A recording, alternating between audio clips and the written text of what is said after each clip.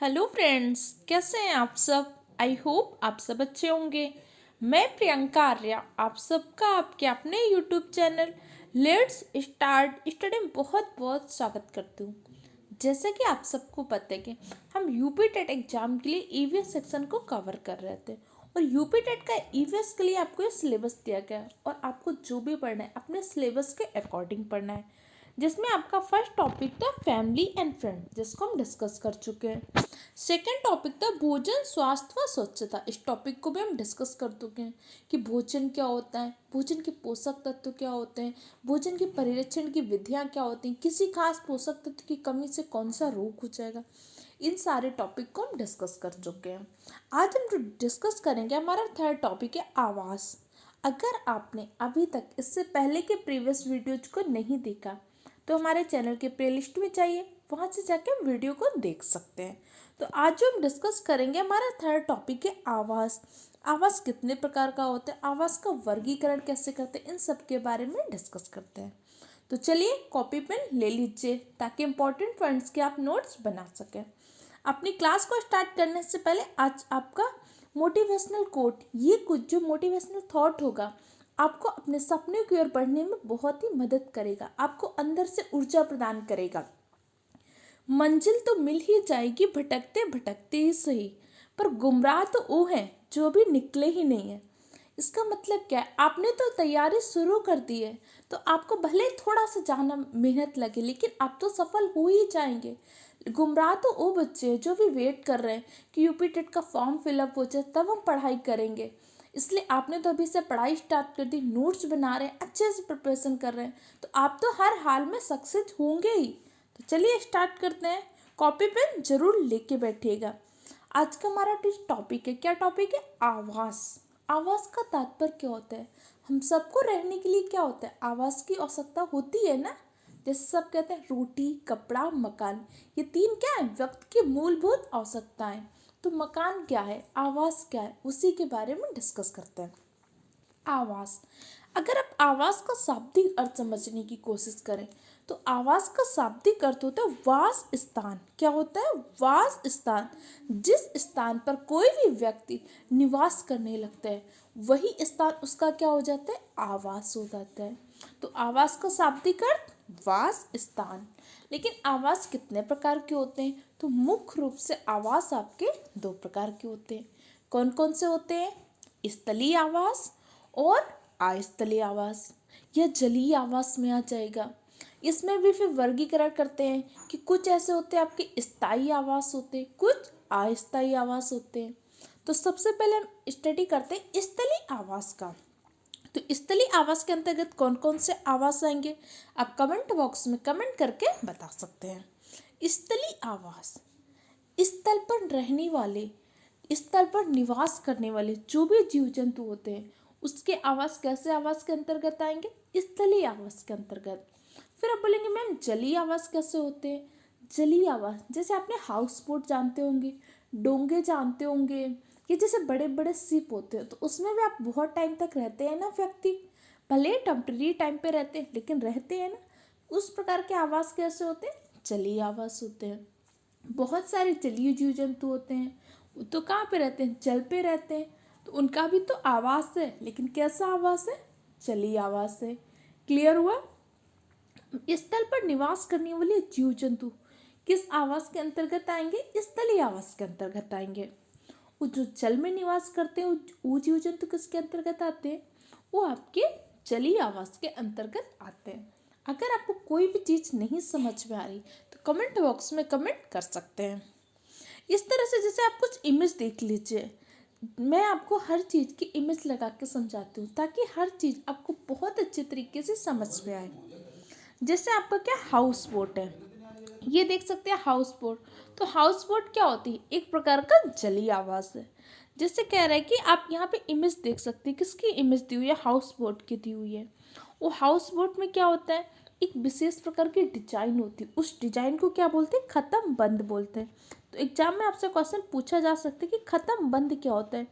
House boat की छत पर लकड़ी की गई एक नक्काशी होती है, उस नक्काशी की जो डिजाइन होती है उससे आप बोलते हैं खत्म बंद। और खत्म बंद क्या होता है, जिक्सा पजल की तरह दिखाई देता है। जिक्सा क्या होती है, एक प्रकार की पजल होती है, उसी के डिजाइन को आधार बना के लकड़ी की एक जो खास नक्काशी की जाती है, उससे आप क्या बोलते हैं, खत्म बंद। इस पॉइंट को याद रखिएगा, बहुत ही इंपॉर्टेंट पॉइंट है आपके लिए। चलिए आगे देख लेते हैं। आगे जैसे ये आवाज़ बताइए कैसा है। सामान्यतः आपके आसपास इसी तरह के आवाज़ तो देखने को मिलते हैं ना, फ्लैट, अपार्टमेंट, मकान। ये कैसे आवाज़ होते हैं, ये आपके स्थलीय आवास होते हैं। जैसे हम मानो रहते हैं तो हम किस आवास में रहते हैं, हम मुख्य रूप से स्थलीय आवास में रहते हैं। जैसे उसी के आसपास आप ये टेंट देख सकते हैं, टेंट भी कैसा स्थलीय आवास है। लेकिन स्थलीय में किस प्रकार का आवास है, तो अस्थायी आवास। कैसा होता है, अस्थायी, क्योंकि यहाँ पे व्यक्ति कैसा रहता है, टेम्परेरी, कुछ टाइम के लिए रहता है। जैसे आपने देखा होगा बहुत बड़ी बड़ी बिल्डिंग्स, अपार्टमेंट बनते हैं, तो वहाँ पे जो काम कर रहे होते हैं लेबर, उनके लिए क्या किया जाता है, टेम्परेरी आवास बना दिया जाता है ना, टेम्परेरी आवास। उनका कैसा आवास होता है, अस्थायी आवास। अस्थायी आवास का तात्पर्य क्या होता है, कुछ समय, एक निश्चित समय अंतराल के लिए रहने के लिए जिस आवास का निर्माण किया जाता है, वो आपका अस्थायी आवास होता है। क्लियर हो गया आपको ये पॉइंट। अब चलिए आगे डिस्कस कर लेते हैं। आगे जैसे आप ये देख सकते हैं, ये किसकी इमेज है, तो ये आपकी डोंगे की इमेज है। डोंगे का मुख्य रूप से आप कहाँ कहाँ देखने को मिलते हैं, डल झील में। अब आपकी डल झील कहाँ पे, जम्मू कश्मीर में। ये सारे पॉइंट आपको पता होना चाहिए, क्योंकि आपके एग्जाम में इस तरह से क्वेश्चन पूछता है। नेशनल पार्क से क्वेश्चन आपके एग्जाम में पूछे ही जाएंगे, झील से भी क्वेश्चन पूछे जाते हैं, पर्वत और पठार से भी आपके एग्जाम में क्वेश्चन पूछे जाते हैं। इसके लिए ये सारे पॉइंट को आप नोट कर लीजिएगा, ताकि इम्पोर्टेंट पॉइंट्स के आप नोट्स बना सकें, और इस नोट्स का आप एग्जाम टाइम में अच्छे से रिवीजन करके जाइएगा। देखेंगे आप ईवीएस में बहुत ही अच्छा स्कोर करेंगे। और हाँ, अभी आज के इस वीडियो में आपको हाउस बोट, डोंगी, शिकारा, इन तीनों का अंतर बताएंगे। इसके अलावा रेबू क्या होता है, टेंट क्या होता है, ये सारी चीज़ें भी आज की वीडियो में डिस्कस करेंगे, इसलिए इस वीडियो को पूरा एंड तक देखिएगा। अब चलिए हम आगे देख लेते हैं कि हमारे स्थलीय आवास में और कौन कौन से आते हैं। आप सरल शब्दों में तो समझ गए कि जो भी स्थल पर निवास करने वाले जीव जंतु होते हैं, उनके आवास कैसे होते हैं, स्थलीय आवास। क्लियर हो गया। लेकिन बहुत अलग अलग होते हैं ना, जैसे कुछ घास के मैदान होते हैं, वहाँ पे बहुत सारे व्यक्ति निवास करते हैं, कुछ पर्वतीय स्थानों पे निवास करते हैं, कुछ मरुस्थलीय स्थानों पे, क्योंकि हमारे स्थल में तो अलग अलग प्रकार की विविधताएं हैं ना। कुछ बहुत बड़े घास के मैदान है, समतल क्षेत्र, कुछ पर्वतीय स्थल हैं, मरुस्थलीय स्थल हैं, तटीय स्थल हैं। ये सब भी क्या आएंगे, आएंगे तो स्थल के अंतर्गत ही ना। तो कई बार एग्जाम में इस तरह से आपसे क्वेश्चन पूछा जा सकता है। और हर स्थान की जब भौगोलिक विशेषता अलग होगी, तो वहाँ पे आवास बनाने का पैटर्न अलग होगा। तो अभी आपको राजस्थान में कैसे आवास होते हैं, जम्मू कश्मीर में कैसे होते हैं, केरल में कैसे होते हैं, बांस के ऊपर कहाँ पे घर बनाए जाते हैं, इन सबको भी डिस्कस करने वाले हैं। इसलिए वीडियो को पूरा एंड तक देखिएगा। अब चलिए देख सकते हैं आगे। जैसे पर्वतीय क्षेत्रों में वृक्ष आपके कैसे होते हैं, शंक्वाकार होते हैं ना, इस तरह से। क्यों होते हैं शंक्वाकार, आपने कभी सोचा ऐसे वृक्ष शंक्वाकार रूप में क्यों होते हैं? क्योंकि पर्वतीय क्षेत्रों में आपका क्या होता है, हिमपात बहुत अधिक होता है। जब हिमपात अधिक होता है, अगर वहाँ पे इस तरह से वृक्ष होंगे जो मैदानी क्षेत्रों में होते हैं, तो आप क्या बताइए, इनसे जो होता है बर्फ अच्छे से निकल पाएगी, नहीं निकल पाएगी, और ये पेड़ कैसे हो जाएंगे, खराब हो जाएंगे। इसीलिए भौगोलिक क्षेत्रों में कैसे होते हैं, इस तरह के होते हैं, जबकि आपके पर्वतीय क्षेत्रों में शंकु आकार वन होते हैं, क्योंकि हिमपात से जो हिम होता है, बर्फ होती, आसानी से गिर पाती है। इसीलिए हमारे आवास भी होते हैं। तो हमारी भौगोलिक विशेषताएं कैसी होती हैं, हम किस क्षेत्र में रह रहे हैं, बहुत ही ज़्यादा इफेक्ट डालती है हमारे आवास के निर्माण में। मानव के आवास मुख्य रूप से दो प्रकार के होते हैं, कौन कौन से, स्थायी आवास होता है और अस्थायी। स्थायी आवास में जहाँ पे व्यक्ति परमानेंट, स्थायी रूप से रहते हैं। अस्थायी आवास जहाँ पे टेम्परेरी, एक शॉर्ट टाइम के लिए रहते हैं, वो आवास कैसे होते हैं, अस्थायी आवास। क्लियर हो गया। अब चलिए आगे देख लेते हैं। आगे हम देखते हैं आवास निर्माण को प्रभावित करने वाले कारक क्या होते हैं। मैंने आपको अभी बताया ना कि हम जिस भी स्थान पर रहते हैं, वहाँ की भौगोलिक विशेषताएं कैसी होती हैं, इसी आधार पर हमारे आवास का निर्माण होता है। पहला क्या होता है, उस स्थान की भौगोलिक स्थिति। हम जहाँ भी रह रहे हैं, हमारी भौगोलिक स्थिति कैसी है। अगर हम समतल स्थानों पे, तो हमारे मकान समतल के तरीके बनाए जाएंगे। अगर हम पर्वतीय क्षेत्रों में तो हमारे मकान इस प्रकार बनाए जाएंगे ना कि यहाँ पे बर्फबारी होती, हिमपात होता है, उसके अकॉर्डिंग जो सर्दी पड़ती उससे बचाव किस प्रकार किया जाए। या फिर हमारा मकान ऐसे जहाँ पे बहुत ज़्यादा बारिश होती है तो फिर हमारा वहाँ बाढ़ आने की बहुत संभावना रहती है। तो क्या आप बहुत ही समतल में मकान बना पाएंगे? नहीं बना पाएंगे ना। तब आपको मकान कैसे बनाना होगा? ऊंचे क्षेत्रों में। या फिर ऐसे स्थान पे रहते हैं जहाँ पे बहुत ज़्यादा भूकंप आने की संभावना होती है, तो वहाँ पे आप ईंट पत्थर के मकान बनाते हैं? नहीं बनाते। तो सब क्या, उस स्थान की भौगोलिक स्थिति कैसे है, इसी आधार पे तो हम निर्धारित करते हैं ना कि हमारे आवास का निर्माण कैसे होगा। समझ में आ रहा है आपको? नेक्स्ट हमारा क्या है, उस विशेष स्थान की जलवायु। जलवायु कैसी है? वर्षा बहुत अधिक होती है कि वर्षा बहुत कम होती है? अगर वर्षा बहुत कम होती है तो वहाँ पे अगर गर्मी बहुत ज़्यादा पड़ती है तो किस प्रकार मकान बनाएंगे? अगर वहाँ पे सर्दी बहुत ज़्यादा पड़ती तो कैसे मकान बनाएंगे? ये सारी चीज़ें इफेक्ट पड़ती है ना, तभी तो हमारे आवास का निर्माण किया जाता है। अगला क्या होता है, व्यक्ति की सामाजिक और आर्थिक स्थिति। किसी भी व्यक्ति की सामाजिक और आर्थिक स्थिति का भी बहुत बड़ा योगदान होता है उसके आवास के निर्धारण में। जैसे आपने बहुत सारे लोगों ने देखा होगा, जैसे बहुत बड़े बड़े फ्लैट होते हैं, अपार्टमेंट होते हैं, उसी के कुछ दूर कुछ जगह पे क्या होता है, फुटपाथ होते हैं। फुटपाथ में ऐसे टेंट बना के रह रहे होते हैं। क्यों? क्योंकि उनकी सामाजिक और आर्थिक स्थिति, उनकी आर्थिक स्थिति ऐसी नहीं है कि जाके फ्लैट में रह सके। तो ये भी निर्धारण करता है ना कि हमारा आवास कैसा होगा। उस स्थान पर उपलब्ध निर्माण सामग्री, निर्माण सामग्री का भी बहुत बड़ा योगदान होता है। आप जिस स्थान पर रह रहे हैं, ठीक है, अगर उस स्थान पर ईंट पाई ही नहीं जाती है, ठीक, तो क्या आपके आवास में ईंट का निर्माण होगा? हो सकता है कुछ चीज़ें आप मंगा लें, लेकिन उपलब्ध जो होती है, जो उस क्षेत्र में आसानी से उपलब्ध होती है, मुख्यतः उन्हीं चीज़ों का प्रयोग होता है आवास के निर्माण में। तो चारों प्रमुख कारण है किसी भी आवास के निर्माण को प्रभावित करने वाले कारक कौन कौन से? उस स्थान विशेष की भौगोलिक स्थिति, उस स्थान विशेष की जलवायु कैसी है, व्यक्ति की सामाजिक और आर्थिक स्थिति कैसी है, और उस स्थान पर उपलब्ध निर्माण सामग्री। ये महत्वपूर्ण कारक है। अब चलिए हम विभिन्न प्रकार के घर के बारे में देख लेते हैं कि मिट्टी के घरों का हम निर्माण कहाँ पे करते हैं।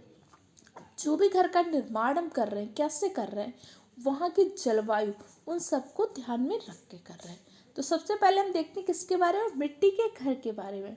क्लास आपके लिए बहुत ही इम्पोर्टेंट है। अगर आपका शिक्षक बनने का सपना है, आप एक गवर्नमेंट टीचर बनना चाहते हैं, तो आपको बहुत मेहनत करनी है, क्योंकि आपको पता है कि यूपी में क्या सुपर टेट की वैकेंसी आने वाली है।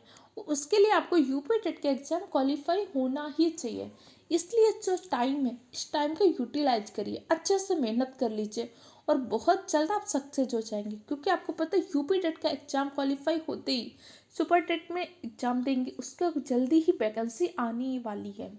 उसके लिए आपको यूपी टेट तो क्वालिफाई होना ही चाहिए। अब चलिए हम देख लेते हैं मिट्टी के घर।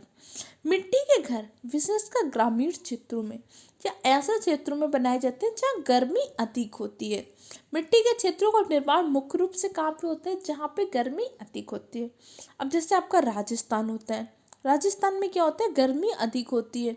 उत्तर प्रदेश होता है, बिहार का कुछ क्षेत्र होता है, वहाँ पे क्या होता है? इस प्रकार के मिट्टी के घरों का निर्माण किया जाता है। अभी जहाँ पे जब बहुत ज़्यादा गर्मी है तो घरों की जो दीवारें होती हैं मिट्टी की बनी होती हैं। किसकी बनी होती है? मिट्टी की। और फिर इनको क्या करते हैं? मजबूती प्रदान करने के लिए इसमें भूसा मिलाती है। किसमें? जो मिट्टी होती है उसमें भूसा मिलाकर दीवारें बनाई जाती हैं। और इनकी जो छत होती है नीम व कीकर की लकड़ी से तथा झाड़ियों के द्वारा बनाई जाती है। और इनको क्या किया जाता है? घरों को गोबर से लीपा जाता है। और गोबर से क्यों लीपा जाता है? जिससे कीड़े मकोड़े आदि ना पाए। मुख्य रूप से ऐसे घर आपको कहाँ पे देखने को मिलते हैं? राजस्थान, बिहार व उत्तर प्रदेश में इस प्रकार के घर देखने को मिलते हैं। जैसे आप इमेज देख सकते हैं, कैसा घर है आपका? मिट्टी का घर बना हुआ है, ऊपर से नीम की, कीकर की, इन सब की ये झाड़ियों के द्वारा छत बनी हुई है। और यहाँ पे क्यों बनाते हैं? जैसे आप बच्चा बता रहा है, ये एनसीईआरटी में इमेज दी हुई है। कह रहा है मैं राजस्थान के एक गाँव से आया हूँ, हमारे यहाँ बारिश बहुत कम होती है। जब बारिश बहुत कम होती है तो यहाँ पे क्या होगी? गर्मी बहुत अधिक पड़ती है। इसीलिए हम लोग मिट्टी के घरों में रहते हैं, क्योंकि मिट्टी क्या होती है, ठंडक प्रदान करती है। तो गर्मी में क्या होता है, थोड़ी सी राहत मिलती है। और घरों की दीवारें बहुत मोटी होती हैं। इन दीवारों को क्या करते हैं, मिट्टी गोबर से लीप पोत कर सजाया जाता है। और छतें कैसे होती, कटीली झाड़ियों की बनी होती है। तो आपने कौन सा घर जान लिया, मिट्टी का घर कैसा होता है, मुख्य रूप से कहाँ पे बनाया जाता है, इसमें गोबर से क्यों लीपा जाता है, दीवारें किसकी बनी होती हैं। इस तरह से क्वेश्चन आपके एग्जाम में पूछे जा सकते हैं, याद रखिएगा। क्लियर हो क्या? कोई भी पॉइंट नहीं समझ में आए तो कमेंट बॉक्स में पूछ सकते हैं।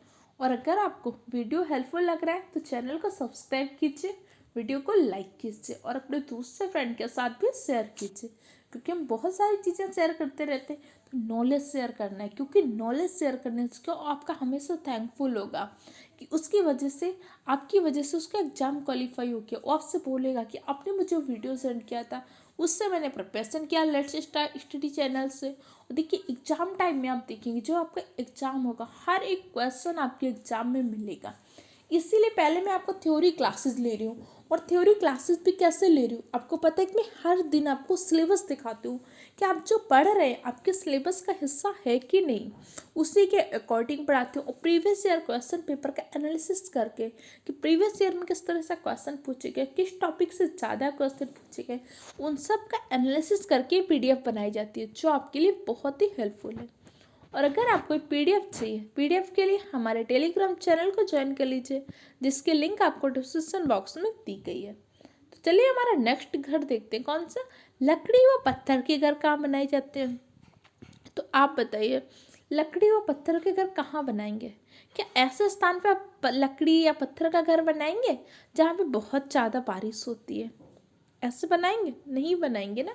जब बहुत ज़्यादा बारिश होगी तो वहाँ पे लकड़ी का घर उतना सुटेबल नहीं होगा। ऐसे घरों का निर्माण प्रायः पहाड़ी क्षेत्रों में अधिक किया जाता है। कहाँ पे किया जाता है? पहाड़ी क्षेत्रों में अधिक किया जाता है, क्योंकि पहाड़ी क्षेत्रों में बर्फ व बारिश अधिक होती है। क्योंकि अगर इसकी छतें आप लकड़ी की बना देंगे तो सुटेबल होगी नहीं, होगी ना लकड़ी। इसीलिए हम छतें क्या करते हैं, पत्थर से बनाते हैं। किसकी बनाते हैं? पत्थर से छतें बनाते हैं। क्योंकि अगर आप लकड़ी से छत बना देंगे, धीरे धीरे कुछ समय पश्चात उसमें क्या हो जाएगी, नमी हो जाएगी। नमी से लकड़ी में क्या होता है, दीमक लग जाती है, कीड़े लग जाते हैं।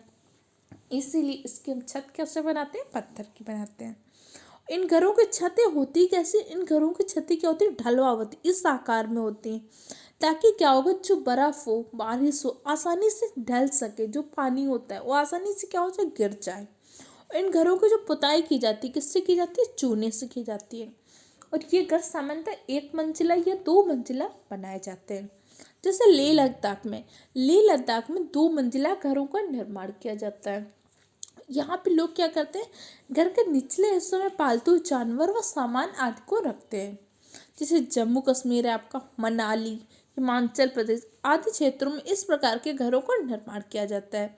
जैसे आप ये इमेज देख सकते हैं, यहाँ के घरों की छतें कैसी, ये देख सकते हैं आप, ढलवाएं। ये क्या हुआ, लकड़ी की बनी हुई है, लेकिन ये छतें क्या होती है, मुख्य रूप से पत्थर की बनाई जाती है। जिससे ये जो बर्फबारी, हिमपात हो रहा है ना, आप देख सकते हैं, तो हिमपात कैसे हो जाए, आसानी से गिर सके। जैसे देख सकते हैं बच्ची क्या बोल रही है, मैं मनाली से आई हूँ और एक पहाड़ी इलाका है। कैसा इलाका है, पहाड़ी। और यहाँ पे बारिश बहुत होती है और बर्फ बहुत पड़ती है। जब ठंड ज़्यादा हो जाती है तो धूप में बैठना अच्छा लगता है। हमारे मकान पत्थर या लकड़ी के बने होते हैं। जो पहाड़ी क्षेत्रों में बर्फ अधिक होती है तो वहाँ पे मकान कैसे बने होते हैं, लकड़ी और पत्थर के। क्लियर हो क्या? अब चलिए अब आगे हम पढ़ते हैं हमारे बांस के घर। ये घर कहाँ पे बनाए जाते हैं, तो विशेषकर उन क्षेत्रों में बनाए जाते हैं जहाँ वर्षा की मात्रा अधिक होती है। कहाँ पे बनाए जाते हैं, जहाँ पे वर्षा की मात्रा बहुत अधिक होती है।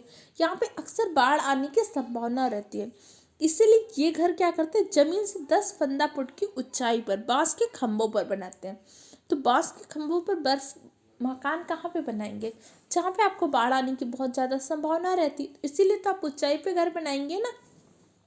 असम में इस प्रकार के घर बनाए जाते हैं ताकि क्या हो, बाढ़ आने पर न्यूनतम नुकसान हो। जैसे आप ये देख सकते हैं कि कैसे ये बांस से 10-15 फीट की ऊंचाई पे घर इन्होंने बनाया हुआ है ताकि बाढ़ आएगी तो क्या होगा, इनके घर में बहुत ही कम न्यूनतम नुकसान होगा। अगर आप बताइए यहाँ पे घर बनाए होते तो बाढ़ में इनका घर बह सकता था, ये बहुत ज़्यादा नुकसान हो जाता है। इसीलिए लोग क्या करते हैं, 10-15 फीट की ऊंचाई पे घर बनाते हैं। क्लियर हो गया। जैसे बच्चा बोल रहा है, मैं असम के मोलन गांव से आया हूँ, हमारे यहाँ बहुत बारिश होती है इसलिए घर जमीन से लगभग 10-12 फुट के ऊंचे होते हैं। कैसे बनाते हैं, 10-12 फुट ऊंचे बनाते हैं, उन्हें मजबूत बांस के खंभों पर बनाते हैं। और ये घर कैसे होते हैं, अंदर से भी लकड़ी के बने होते हैं। कैसे बने होते हैं, लकड़ी के। क्लियर हो क्या।